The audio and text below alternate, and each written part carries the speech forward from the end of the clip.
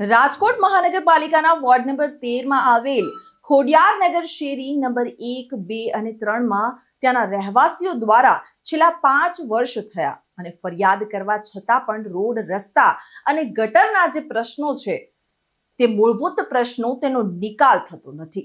તો આજે તેના રહેવાસીઓ ખૂબ મોટી સંખ્યામાં હાજર રહી પોતાના પ્રશ્નો જે છે તેને પોતાની વ્યથા છે તેઓએ વર્ણવી હતી અને તેમનું કહેવું હતું કે જ્યારે પણ કોર્પોરેટરને ફરિયાદ કરવામાં આવે છે ત્યારે કોર્પોરેટરો દ્વારા અમને ધમકી મારવામાં આવે છે કે તમારા વિસ્તારનું ગમે ત્યારે ડિમોલિશન થઈ શકે તેમ છે।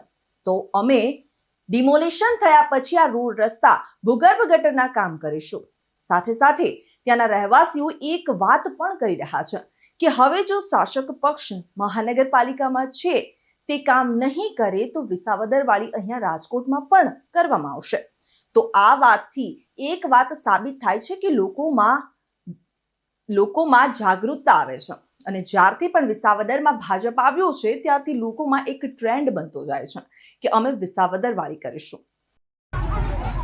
જય હિન્દ દોસ્તો, હું છું દિલીપસિંહ વાઘેલા। હું આજે તમને લઈને આવ્યો છું રાજકોટના વોર્ડ નંબર 13 માં। વોર્ડ નંબર 13 ની અંદર જે રોડ રસ્તાનું સામ્રાજ્ય છે હું તમને હમણાં થોડાક સમયમાં બતાવીશ નેક્સ્ટ વિડીયોમાં। અને મારું કહેવાનું એ છે કે રાજકોટ મ્યુનિસિપલ કોર્પોરેશનની અંદર 30 વર્ષ થયા અને ગુજરાત રાજ્યની સરકાર પણ 30 વર્ષ થયા બીજેપીની, જે છતાં આ લોકો વોર્ડ નંબર 13ના છેવાડાના વિસ્તારના લોકો છે, છેવાડાનો વિસ્તાર છે આ, ત્યાં આજે 30 વર્ષ થયા રોડ રસ્તા નથી બનતા। અને અત્યારે અહીંયા વિસ્તારના ઘણા બધા લોકો પણ એકઠા થયા છે, હું તમને એમની પણ વાત સંભળાવીશ। એમનું કહેવાનું એવું છે કે અહીંયા ડામરનું નામો નિશાન નથી અને પ્રી મોન્સૂન કામગીરીના નામે ઝીરો કામગીરી અહીંયા થઈ છે। અત્યારે વરસાદને લઈ, ચોમાસાને લઈ અને ગારોને માટીને લઈ અને જે ભૂગર્ભ ગટરના જે મેનહોલ છે તે સંપૂર્ણ રીતે લોક થઈ ગયા છે। અત્યારે અહીંયા મ્યુનિસિપલ કોર્પોરેશનના અધિકારીઓ સાથે મેં વાત કરી ત્યારે એમનું કહેવાનું એવું છે કે અમે અહીંયા સાફ સફાઈ કરી છે, છતાં પણ જે લતાના રહેવાસીઓ છે એમનું કહેવાનું એવું છે કે અહીંયા ક્યાંય સાફ સફાઈ થઈ નથી। સીધી વાત એક એ છે કે રાજકોટ મ્યુનિસિપલ કોર્પોરેશને 80 કરોડ રૂપિયાનું બજેટ પ્રી મોન્સૂનની કામગીરી માટે વાપર્યું છે। આ 80 કરોડ રૂપિયા કેના ખિસ્સામાં ગયા એ સૌથી મોટો એક પ્રશ્ન અહીંયા લોકોનામાં અત્યારે ઉઠી રહ્યો છે। અહીંથી કોઈક નીકળો હોય ને, હાલીને નીકળો હોય ને તોય પડે એમ છે। તો આ ગઈઠામાણા બિચારાને ગુડા ભાંગી જાય। હવે આ ગઈઠામાણા અંગૂઠા આંગળા નથી આવતા ઓલા કાર્ડમાં, તો એ લોકો ઓપરેશન શેનું કરાવે એવી પરિસ્થિતિ થઈ જાય। આટલી બધી વાઇસ આવતી હોય, તમે તો અહીંયા રિયો કાકાઓ એકવાર એક રાત અહીં રોકાઈ જાવ, તમને ખબર પડે। વોર્ડ નંબર 13 ખોડિયારનગર, અહીંયા આ એરિયાની એવી ફરિયાદ છે કે માનો ને 30 વર્ષ થયા અને અહીંયા જે સ્થાનિક રહે એ 50 વર્ષ 40 વર્ષ જૂના વ્યક્તિ છે બધા, અને એને એવી વારંવાર ધમકી આપે કે તમારા ડિમોલેશન કરવાનું થાય। તો ભાઈ આવી ધમકી હું કામ? અમુક કોર્પોરેટર છે ને એના મફતિયા છે અને રાજકોટ છે ને 80% મફતિયું છે, એટલે આવી ધમકી ન અપાય, અમુકની હિંમત અપાય અને સારું કામ કરાય। આ તો 5 વર્ષે એકવાર આવે ચૂંટણી ટાણે, ભજીયા ખવડાવે, દારૂની બોટલું વાટે, આવું કરે અને વચ્ચે ત્યાં પૈસા ખાઈએ, તો આ ક્યાં લગી?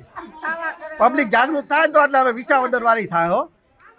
નમસ્કાર, હું છું દિલીપ પટેલ અને અમે આજે આ ખોડિયારનગરની અંદર જોવા આવ્યા હતા અને આ લોકોનો પ્રશ્ન કંઈક એવો છે કે લગભગ આ પ્રશ્ન બહુ જૂનો છે અને આ લોકોનો રહેવાસીઓ એમ કહે છે કે જો આની આ પરિસ્થિતિ રહે ને તો અહીંયા કોઈ છોકરી નહીં દે, આટલી ખરાબ પરિસ્થિતિ છે। તો આ લોકો શું રાજકોટના રહેવાસી નથી? આને શું મૂળભૂત સુવિધા ન મળવી જોઈએ?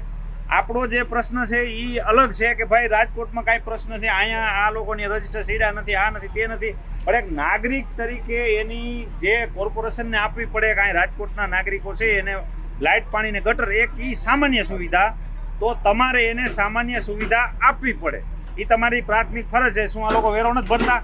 તો તમે વેરો બંધ કરી દો। હાલો, તમે એમ કહેતા હોય કે ભાઈ ખોટું છે, આ છે, તે છે, તો વેરો શું કેમ લઈ જાવ છો? એક દિવસ વેરો નથી ભરાતો તો તમે લોકો દંડ દો છો અને તમે લોકો આના કનેક્શન કાપી જાવ છો, નળ કનેક્શન કાપી જાવ છો, તો આ લોકોને ક્યાં જવું ફરિયાદ કરવા?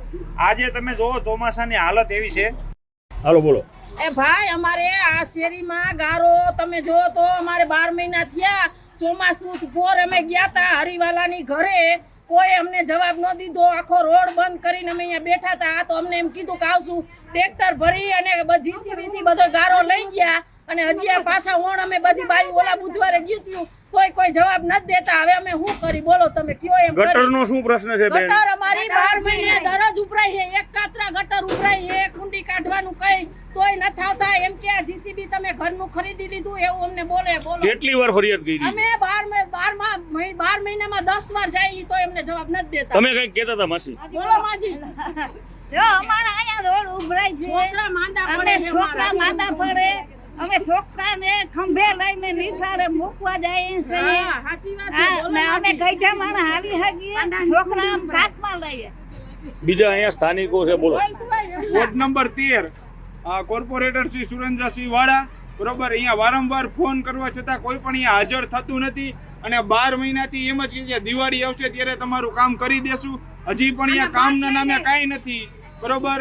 અને જ્યારે ફોન કરી ત્યારે કોઈ જવાબ નથી દેતું.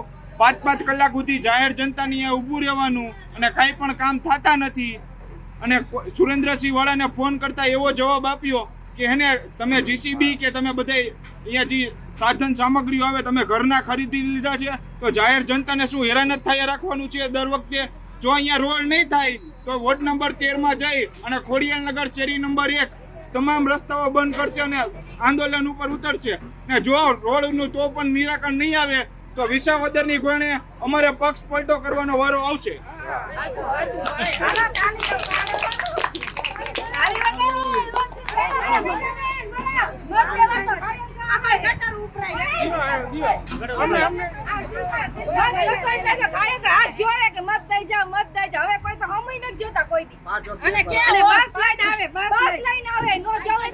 અને કે છોકરાની વહુ કોઈ નથી દેતી. વાંધા રહી ગયા. ભજીયા હાથમાં નથી આવતા એ ભજીયા ખાઈ જાય.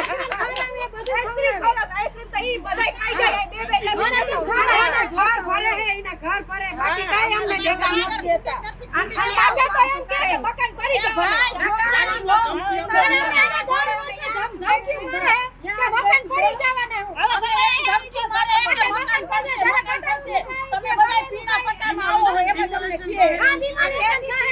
પીરો પટ્ટો કરે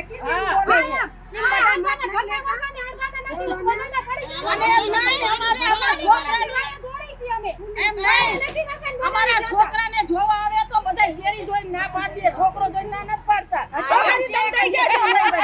તો આજે રાજકોટના વોર્ડ નંબર 13માં આવેલા છેવાડાના જે વિસ્તાર છે ખોડિયારનગર, એની અંદરની મેં તમને આપ લોકોને સમસ્યા વર્ણવી છે.